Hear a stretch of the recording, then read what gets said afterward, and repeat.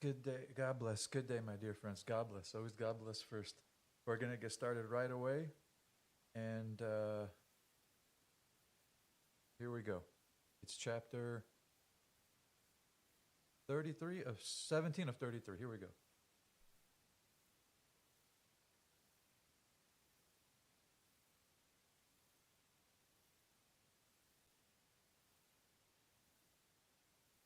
These are the journeys of the Israelites when they came out of the land of Egypt by their divisions under the leadership of Moses and Aaron. At the Lord's command, Moses recorded the stages of their journey. These are the stages listed by their starting points. On the 15th day of the first month, on the day after the Passover, the Israelites set out from Ramesses. They marched out defiantly in full view of all the Egyptians who were burying all their firstborn, whom the Lord had struck down among them. For the Lord had executed judgment against their gods.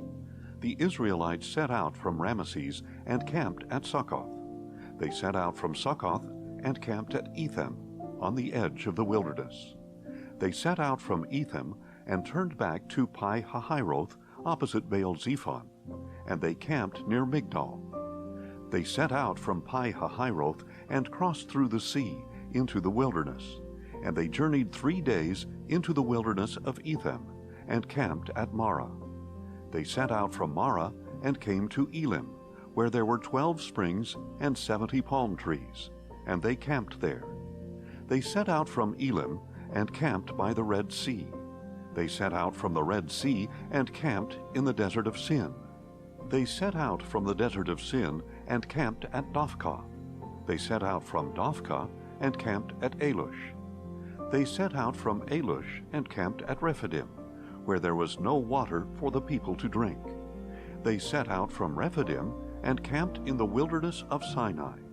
They set out from the wilderness of Sinai and camped at Kibroth-hattaavah. They set out from Kibroth-hattaavah and camped at Hazeroth. They set out from Hazeroth and camped at Lithmah. They set out from Rithmah and camped at Rimmon-Perez. They set out from Rimmon-Perez and camped at Libnah. They set out from Libnah and camped at Rissah. They set out from Rissah and camped at Kehelatha. They set out from Kehelatha and camped at Mount Shepher. They set out from Mount Shepher and camped at Harada. They set out from Harada and camped at Makheloth. They set out from Makheloth and camped at Tahath. They set out from Tahath and camped at Terah. They set out from Terah and camped at Mithkah. They set out from Mithkah and camped at Hashmonah. They set out from Hashmonah and camped at Moseroth. They set out from Moseroth and camped at Bene-Jaakan. They set out from Bene-Jaakan and camped at Hor-Haggidgad. They set out from Hor-Haggidgad and camped at Jotbathah. They set out from Jotbathah and camped at Abrona. They set out from Abrona and camped at Ezion-Geber. They set out from Ezion-Geber and camped at Kadesh in the wilderness of Zin. They set out from Kadesh and camped at Mount Hor, on the outskirts of the land of Edom. At the Lord's command, Aaron the priest climbed Mount Hor and died there on the first day of the 5th month, in the 40th year after the Israelites had come out of the land of Egypt. Aaron was 123 years old when he died on Mount Hor. Now the Canaanite king of Arad, who lived in the Negev, in the land of Canaan, heard that the Israelites were coming. And the Israelites set out from Mount Hor and camped at Zalmonah. They set out from Zalmonah and camped at Punon. They set out from Punon and camped at Oboth. They set out from Oboth and camped at Iye-abarim on the border of Moab. They set out from Ayim and camped at Dibon-Gad. They set out from Dibon-Gad and camped at Almon-Diblathaim. They set out from Almon-Diblathaim and camped in the mountains of Abarim, facing Nebo. They set out from the mountains of Abarim and camped on the plains of Moab by the Jordan, across from Jericho. And there, on the plains of Moab, they camped by the Jordan, from Beth-Jeshimoth to Abel-Shittim. On the plains of Moab, by the Jordan, across from Jericho, The Lord said to Moses, "Speak to the Israelites and tell them, when you cross the Jordan into the land of Canaan, you must drive out before you all the inhabitants of the land, destroy all their carved images and cast idols, and demolish all their high places. You are to take possession of the land and settle in it, for I have given you the land to possess. And you are to divide the land by lot according to your clans. Give a larger inheritance to a larger clan, and a smaller inheritance to a smaller one. Whatever falls to each one by lot will be his. You will receive an inheritance according to the tribes of your fathers. But if you do not drive out the inhabitants of the land before you, those you allow to remain will become barbs in your eyes and thorns in your sides. They will harass you in the land where you settle, and then I will do to you what I had planned to do to them." Then the Lord said to Moses, "Command the Israelites, and say to them, when you enter the land of Canaan, it will be allotted to you as an inheritance with these boundaries. Your southern border will extend from the wilderness of Zin along the border of Edom. On the east, your southern border will run from the end of the Salt Sea, cross south of the ascent of Akrabim, continue to Zin, and go south of Kadesh Barnea. Then it will go on to Hazar Adar, and proceed to Asmon, where it will turn from Asmon, join the brook of Egypt, and end at the sea. Your western border will be the coastline of the Great Sea. This will be your boundary on the west. Your northern border will run from the Great Sea directly to Mount Hor, and from Mount Hor to Lebo Hamath, then extend to Zedad, continue to Ziphron, and end at Hazar Enan. This will be your boundary on the north. And your eastern border will run straight from Hazar Enan to Shephem, then go down from Shephem to Riblah on the east side of Ain, and continue along the slopes east of the Sea of Kinnereth. Then the border will go down along the Jordan and end at the Salt Sea. This will be your land, defined by its borders on all sides." So Moses commanded the Israelites, "Apportion this land by lot as an inheritance. The Lord has commanded that it be given to the 9½ tribes. For the tribes of the Reubenites and Gadites, along with the half-tribe of Manasseh, have already received their inheritance. These 2½ tribes have received their inheritance across the Jordan from Jericho toward the sunrise." Then the Lord said to Moses, "These are the names of the men who are to assign the land as an inheritance for you: Eleazar the priest and Joshua son of Nun. Appoint one leader from each tribe to distribute the land. These are their names: Caleb son of Jephunneh from the tribe of Judah, Shemuel son of Ammihud from the tribe of Simeon, Elidad son of Kislon from the tribe of Benjamin, Buckai son of Joglai, a leader from the tribe of Dan, Haniel son of Ephod, a leader from the tribe of Manasseh, son of Joseph, Kemuel son of Shiftan, a leader from the tribe of Ephraim, Elizaphan son of Parnak, a leader from the tribe of Zebulun, Paltiel son of Azan, a leader from the tribe of Issachar, Ahihud son of Shalomai, a leader from the tribe of Asher, and Pedahel son of Ammihud, a leader from the tribe of Naphtali. These are the ones whom the Lord commanded to apportion the inheritance to the Israelites in the land of Canaan." Again the Lord spoke to Moses on the plains of Moab by the Jordan across from Jericho. "Command the Israelites to give, from the inheritance they will possess, cities for the Levites to live in, and pasture lands around the cities. The cities will be for them to live in, and the pasture lands will be for their herds, their flocks, and all their other livestock. The pasture lands around the cities you are to give the Levites will extend 1,000 cubits from the wall on every side. You are also to measure 2,000 cubits outside the city on the east, 2,000 on the south, 2,000 on the west, and 2,000 on the north, with the city in the center. These areas will serve as larger pasture lands for the cities. 6 of the cities you give the Levites are to be appointed as cities of refuge, to which a manslayer may flee. In addition to these, give the Levites 42 other cities. The total number of cities you give the Levites will be 48, with their corresponding pasture lands. The cities that you apportion from the territory of the Israelites should be given to the Levites in proportion to the inheritance of each tribe, more from a larger tribe and less from a smaller one.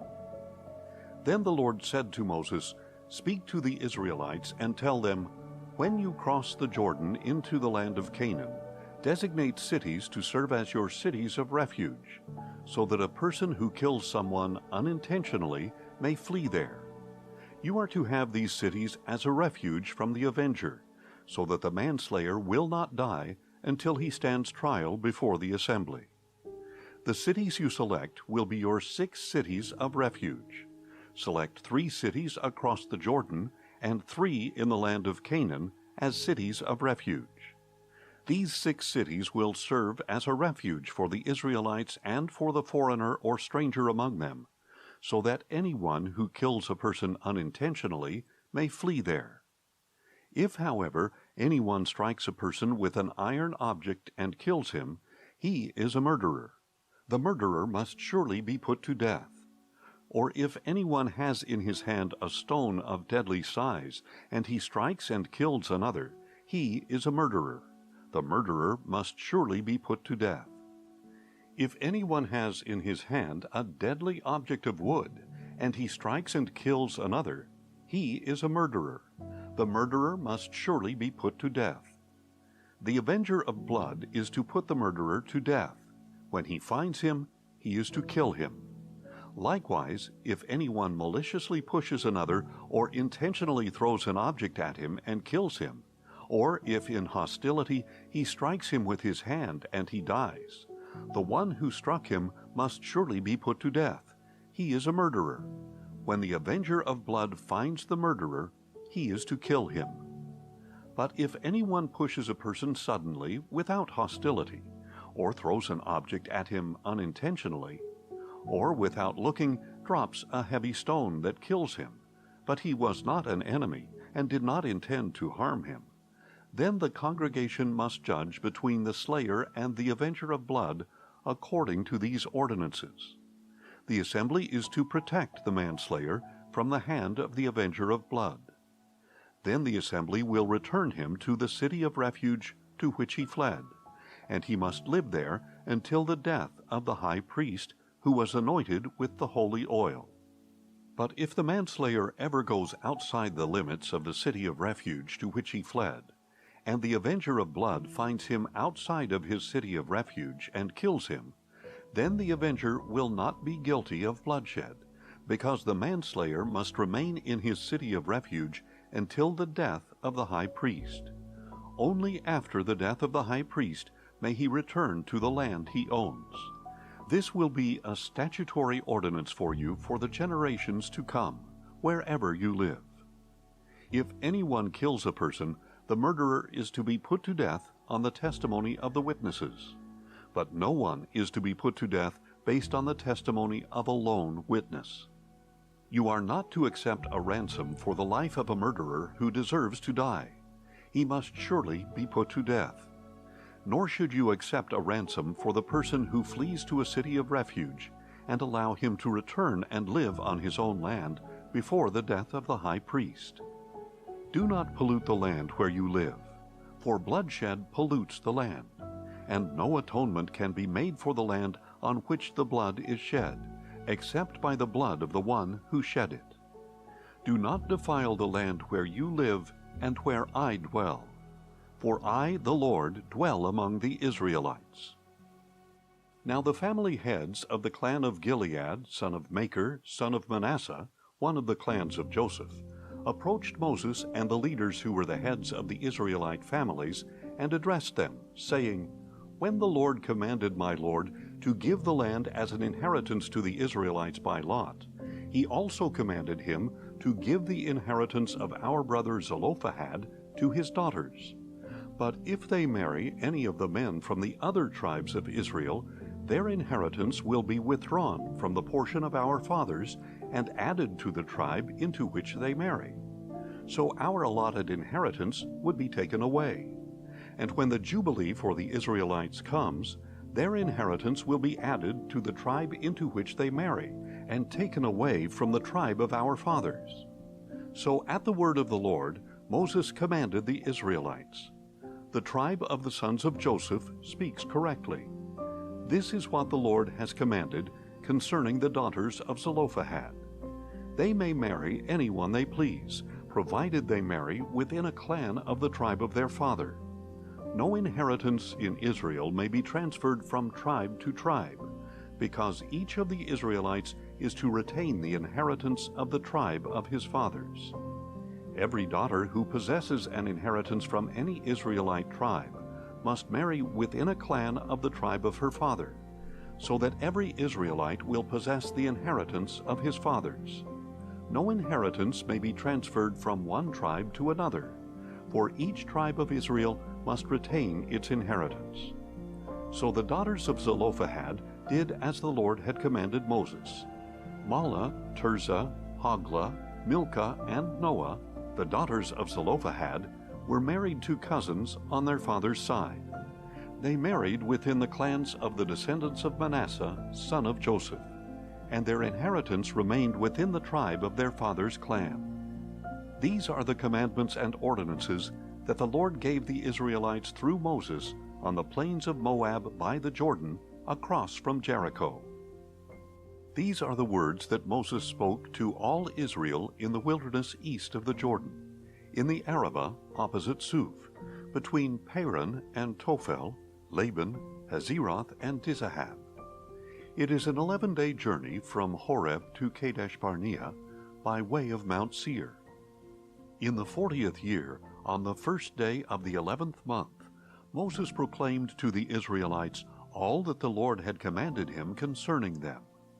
This was after he had defeated Sihon, king of the Amorites, who lived in Heshbon, and then at Edrei had defeated Og, king of Bashan, who lived in Ashtaroth.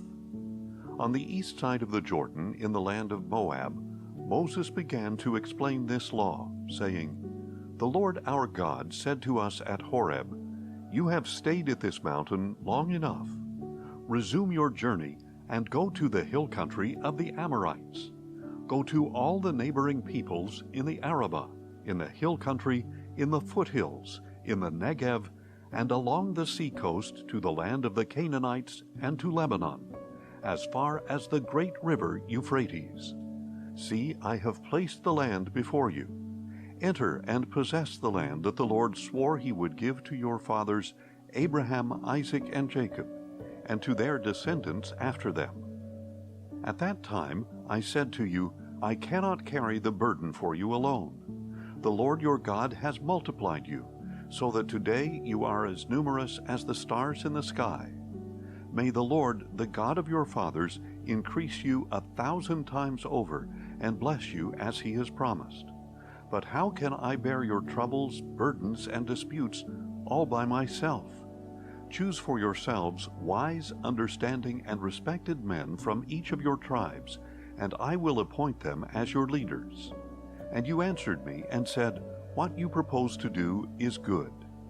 So I took the leaders of your tribes, wise and respected men, and appointed them as leaders over you, as commanders of thousands, of hundreds, of 50s, and of 10s, and as officers for your tribes. At that time I charged your judges, "Hear the disputes between your brothers, and judge fairly between a man and his brother or a foreign resident. Show no partiality in judging. Hear both small and great alike. Do not be intimidated by anyone, for judgment belongs to God. And bring to me any case too difficult for you, and I will hear it." And at that time I commanded you all the things you were to do. And just as the Lord our God had commanded us, we set out from Horeb and went toward the hill country of the Amorites, through all the vast and terrifying wilderness you have seen.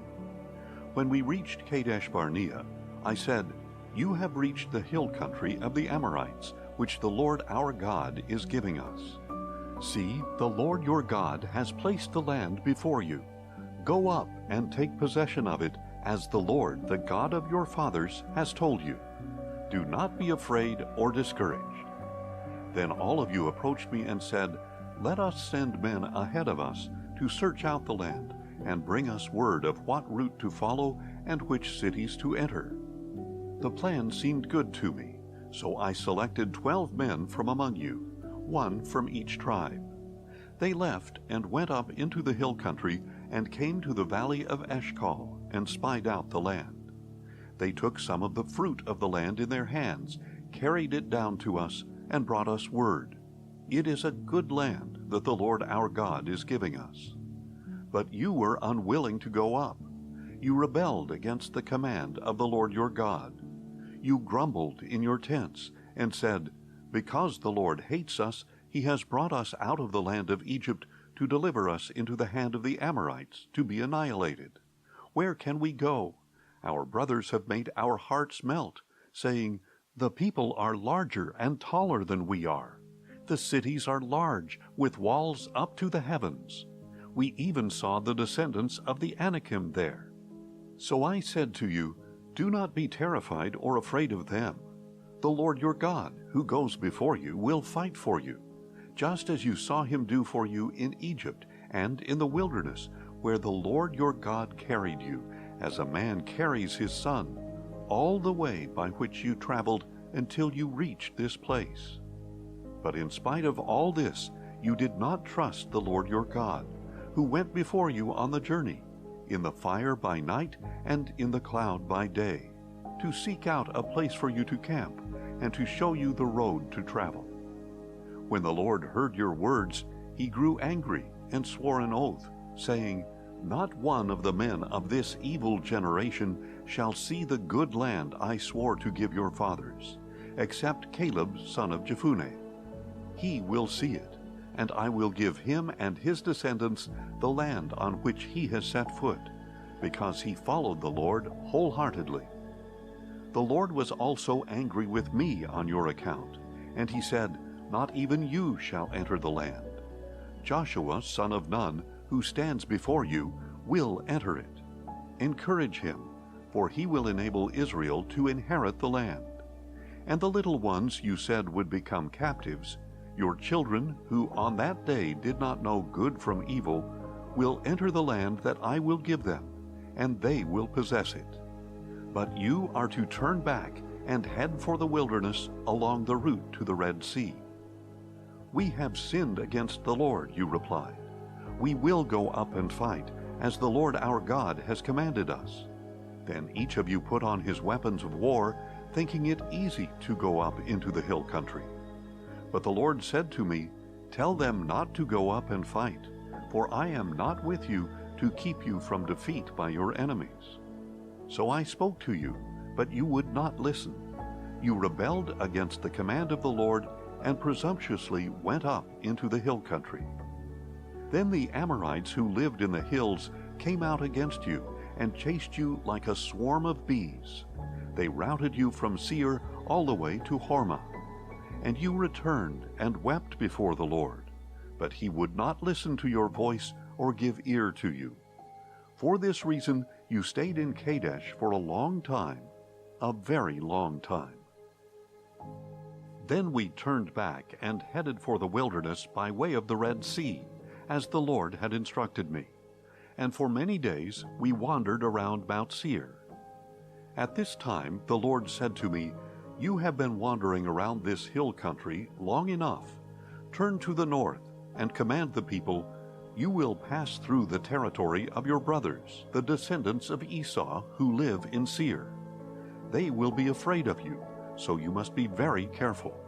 Do not provoke them, for I will not give you any of their land, not even a footprint, because I have given Mount Seir to Esau as his possession. You are to pay them in silver for the food you eat and the water you drink. Indeed, the Lord your God has blessed you in all the work of your hands. He has watched over your journey through this vast wilderness. The Lord your God has been with you these 40 years and you have lacked nothing. So we passed by our brothers, the descendants of Esau, who live in Seir. We turned away from the Arabah road, which comes up from Elath and Ezion-Geber, and traveled along the road of the wilderness of Moab. Then the Lord said to me, Do not harass the Moabites or provoke them to war, for I will not give you any of their land, because I have given Ar to the descendants of Lot as their possession. The Emites used to live there, a people great and many, as tall as the Anakites. Like the Anakites, they were also regarded as Rephaim, though the Moabites called them Emites. The Horites used to live in Seir, but the descendants of Esau drove them out. They destroyed the Horites from before them, and settled in their place, just as Israel did in the land that the Lord gave them as their possession. Now arise and cross over the brook of Zered. So we crossed over the brook of Zered. The time we spent traveling from Kadesh Barnea until we crossed over the brook of Zered was 38 years, until that entire generation of fighting men had perished from the camp, as the Lord had sworn to them. Indeed, the Lord's hand was against them, to eliminate them from the camp until they had all perished. Now when all the fighting men among the people had died, the Lord said to me, Today you are going to cross the border of Moab at Ar. But when you get close to the Ammonites, do not harass them or provoke them, for I will not give you any of the land of the Ammonites. I have given it to the descendants of Lot as their possession. That too was regarded as the land of the Rephaim, who used to live there, though the Ammonites called them Zamzummites. They were a people great and many, as tall as the Anakites. But the Lord destroyed them from before the Ammonites, who drove them out and settled in their place, just as he had done for the descendants of Esau who lived in Seir, when he destroyed the Horites from before them. They drove them out and have lived in their place to this day.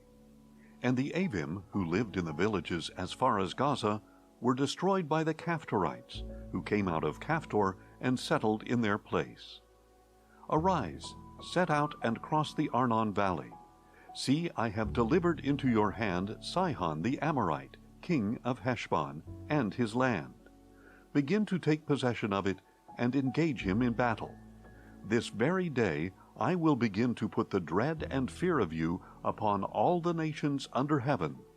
They will hear the reports of you and tremble in anguish because of you. So from the wilderness of Kedemoth I sent messengers with an offer of peace to Sihon king of Heshbon, saying, Let us pass through your land. We will stay on the main road. We will not turn to the right or to the left. You can sell us food to eat and water to drink in exchange for silver. Only let us pass through on foot, just as the descendants of Esau who live in Seir and the Moabites who live in Ar did for us, until we cross the Jordan into the land that the Lord our God is giving us. But Sihon, king of Heshbon, would not let us pass through, for the Lord your God had made his spirit stubborn and his heart obstinate, that he might deliver him into your hand, as is the case this day. Then the Lord said to me, See, I have begun to deliver Sihon and his land over to you. Now begin to conquer and possess his land. So Sihon and his whole army came out for battle against us at Jahaz. And the Lord our God delivered him over to us, and we defeated him and his sons and his whole army. At that time we captured all his cities and devoted to destruction the people of every city, including women and children. We left no survivors. We carried off for ourselves only the livestock and the plunder from the cities we captured. From Aroer on the rim of the Arnon Valley, along with the city in the valley, even as far as Gilead, not one city had walls too high for us. The Lord our God gave us all of them. But you did not go near the land of the Ammonites, or the land along the banks of the Jabbok River, or the cities of the hill country, or any place that the Lord our God had forbidden. Then we turned and went up the road to Bashan, and Og, king of Bashan, and his whole army came out to meet us in battle at Edrei. But the Lord said to me, Do not fear him, for I have delivered him into your hand, along with all his people and his land. Do to him as you did to Sihon, king of the Amorites, who lived in Heshbon. So the Lord our God also delivered Og, king of Bashan, and his whole army into our hands.